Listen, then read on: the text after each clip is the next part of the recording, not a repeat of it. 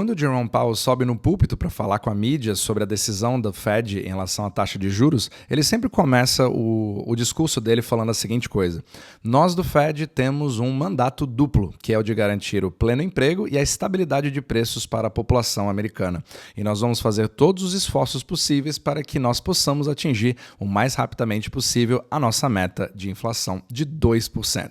Mas talvez você se pergunte, mas por que exatamente 2%? Por que não 3%? Por que não 1,5%? Por que não 0%? Por que não negativo? Eu adoraria que meus preços começassem a cair a partir de agora. Então, nesse capítulo, eu vou explicar os dois motivos pelos quais isso acontece. O primeiro, ele fala mais ou menos sobre como o nosso sistema funciona, que é um sistema baseado em crédito. E o segundo, que talvez seja até o mais interessante, que é a história de como surgiu esse número de 2%. Então, vamos lá, para o motivo número 1. O sistema que nós vivemos hoje, ele é um sistema de crédito. Ou seja, o que significa isso? Para você circular dinheiro, você precisa primeiro garantir que o dinheiro esteja na mão de todos que precisam. E ao fazer isso, você criando um empréstimo, esse dinheiro, principalmente em instituições bancárias, é criado do além. Então, se você quer emprestar $1 milhão para uma empresa, por exemplo, o banco cria $1 milhão do além, mas eles são devidos por juros, certo? Então, esses juros acabam fazendo com que a quantidade devida seja sempre maior do que a quantidade emprestada. Ou seja, você tem duas formas de você quitar essa dívida. Uma é pegando mais empréstimos, fazendo com que esse efeito cascata aumente. Mas o outro é você fazer a velocidade do dinheiro andar cada vez mais rápido. Ou seja, a velocidade a gente chama da troca do dinheiro de mão em mão. Então, $1 consegue extinguir, por exemplo, $5 em dívida se ele sair de mão em mão cada vez mais rápido, quitando a mesma dívida, certo? Então, o primeiro é inflacionário. Quando você cria um novo empréstimo, isso gera inflação monetária, porque tem mais moeda circulando, buscando os mesmos produtos e serviços, caso eles sejam usados na economia real. E o outro, quando você quita a dívida, é uma coisa deflacionária. Ela cria destruição de dinheiro, né? Quando ele se trata do eletrônico, eu não estou falando da nota física em si, né? Esse acaba não fazendo nada, ele é uma simples transferência. Então, quando você hoje tem uma meta de inflação, por que essa meta é, na verdade, positiva? Independente de ser 2%, 3% ou 1%. Ela sendo positiva, ela garante que uma economia esteja crescendo. Eu não estou dizendo que isso é bom ou isso é ruim, ou que eu concorde ou não concorde, só estou dizendo como funciona, certo? Então, se você hoje tem uma economia que é baseada em crédito, e praticamente 100% da economia mundial funciona dessa forma, para você ter uma economia saudável que vai crescendo e vai garantindo que aquela moeda esteja disponível para todo mundo, você precisa garantir que você tenha pelo menos uma taxa acima de 0, porque isso significa que você tem uma expansão monetária e que bancos estão emprestando. Quando você tem uma situação onde as pessoas precisam economizar para quitar as suas dívidas e elas querem, a partir de agora, gastar cada vez menos, ou seja, adquirir menos empréstimos, porque agora eu estou tentando pagar a fatura do meu cartão ao invés de contratar um cartão novo, que é exatamente o que os bancos adorariam que você fizesse, você acaba tendo uma destruição de dinheiro e o M2 acaba caindo, ou seja, é exatamente o que todo banco central precisa evitar, porque aí você vai acabar tendo uma recessão deflacionária que acaba sendo muito pior que o problema de inflação. Eu tenho vários outros capítulos que eu falo sobre isso, mas o meu foco hoje é falar sobre esses 2%. Então, esse é o motivo número 1. Você precisa ter algum tipo de inflação para esse sistema continuar se perpetuando. O número 2, agora é a parte histórica, talvez ela seja mais engraçada do que você imagina. Mas por que exatamente 2% nós vamos ter como meta hoje em todos os bancos centrais? A Europa busca a mesma coisa, o Jerome Powell busca a mesma coisa.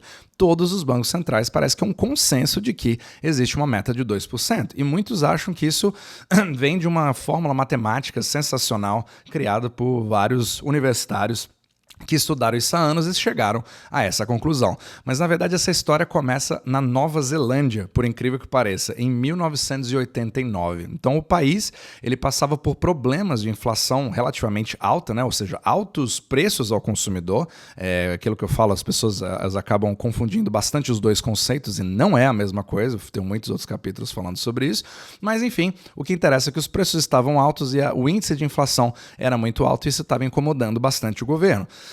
E naquele momento, o país ele queria estipular, via lei, uma independência do Banco Central. E aí a lei exigia que o ministro das Finanças da época estipulasse uma meta de inflação para poder mensurar a qualidade do seu trabalho, certo? Então ali a inflação estava 7%, 8% e a gente tinha que estipular uma meta. Como é que eu vou saber que o trabalho dele foi bem feito, né? E aí acabou se discutindo isso no Congresso para levar isso adiante para se criar uma meta. Só que naquela época havia uma preocupação de que colocar uma meta poderia afetar negativamente o mercado de trabalho. Não se sabia quais seriam as implicações, porque nunca se teve nenhum tipo de meta antes, mas o opositor a essa lei, naquele momento, estava no hospital, no momento que aquilo entrou em pauta.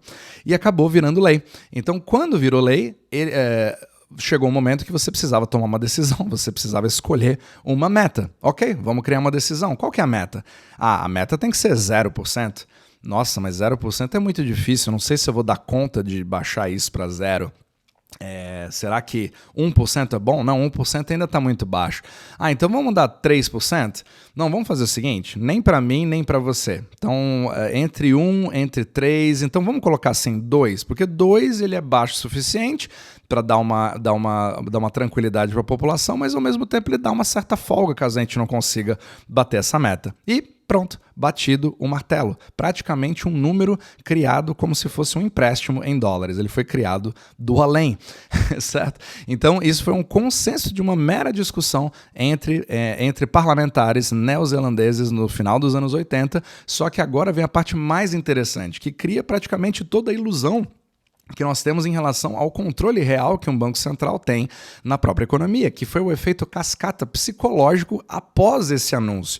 Quando o Banco Central da Nova Zelândia disse que a partir de agora a meta vai ser 2%, esse efeito cascata ele influenciou todo o psicológico da população, que agora que tinha uma expectativa de mais inflação, né? Quando você cria uma expectativa sobre os preços do futuro, você já age hoje para evitar que isso aconteça no futuro. Ou seja, se você acha que um produto vai ficar cada vez mais caro no futuro, você quer comprá-lo agora porque o preço está mais baixo. Só que ao fazer isso, você automaticamente cria aquela profecia autorrealizada, porque ao fazer isso, você de fato aumenta os preços do produto, porque está todo mundo tentando evitar que os preços aumentem no futuro.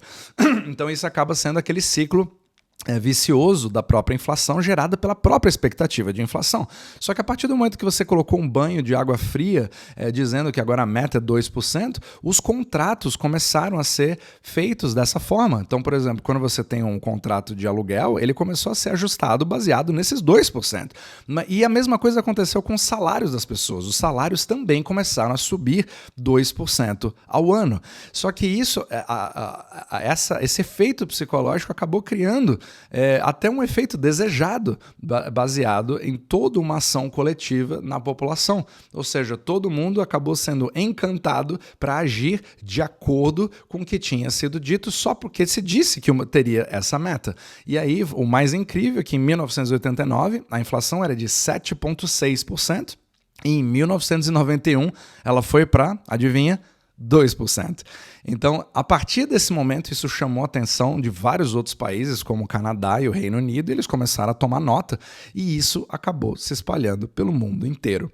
E isso, quando você vê esse tipo de história, né, muitas vezes a história monetária ela é feita por cenas hilárias como essa, né, baseada em coisas que são muito mais esdrúxulos do que a gente imagina, mas que fazem parte hoje do textbook de qualquer banco central. Então, quando a próxima vez que você vê o Jerome Powell fazendo a sua próxima reunião do Fed, falando sobre aquela meta super estipulada dos 2%, eu espero que você lembre da história da Nova Zelândia, e ao mesmo tempo explicando como que a macroeconomia e principalmente o comportamento é muito mais psicológico do que, de fato, números que são calculados e realmente criados por pessoas que estudaram, ok? Então, espero que isso tenha ajudado a você entender o que acontece a partir de agora e como que as coisas surgem de forma muito mais interessante do que a gente imagina.